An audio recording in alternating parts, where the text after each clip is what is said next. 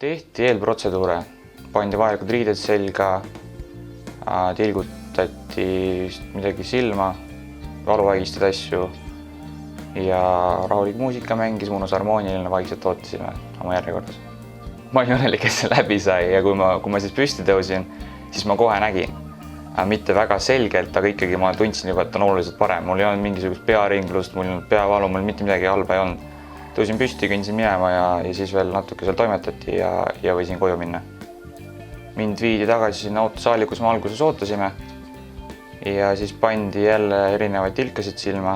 Pidid lihtsalt olema silmad kinni, et silm rahuneks. Ja seal ei läinud kaua, ma arvan 20 minutit olid rahulikult. Selgitati veel ühed asjad üle ja siis võiski minna.